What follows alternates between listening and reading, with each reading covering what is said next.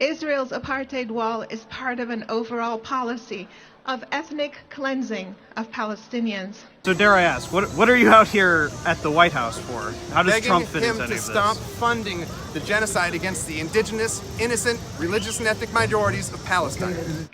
We Palestinians know what ethnic cleansing is. Between 1948 and 1950, during Israel's establishment, Zionist forces terrorized Palestinian society and ethnically cleansed more than 400 Palestinian towns and villages. Most of them were systematically destroyed, and Israel prevented the return of their Palestinian owners, who are now refugees. My own parents and my entire extended family are counted among those refugees. So I'm opposed to Trump's support of the genocide against the ethnic and religious minorities in Palestine. This ethnic cleansing continues to this day with withdrawal of residency rights, especially in Arab East Jerusalem, the confiscation of Palestinian land, and the building of Israeli settlements. There are over 200 Israeli settlements in the West Bank in East Jerusalem. They together count for about 40% of the land of the West Bank. The Geneva Conventions and international law say that building settlements on occupied land is illegal. But Israel doesn't care. Israel doesn't care because the United States supports its unjust policies every step of the way. President Trump and his team have enabled Israel's supremacist and colonialist agenda. We're talking about the largest lobby for in the United States Capitol. We're talking about the Israeli lobby.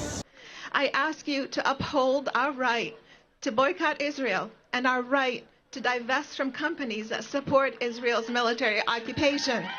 I would like to participate fully in this boycott and sanction movement against the terrorist state of Israel.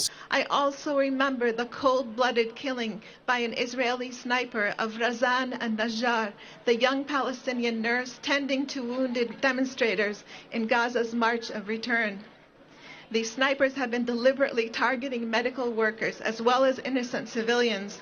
I'm going to respond by doubling down and rededicating myself to opposing terrorism, whether that Jewish supremacist terrorism, it takes the form of Jewish supremacists shooting Arab women in the stomach when they're pregnant in Palestine.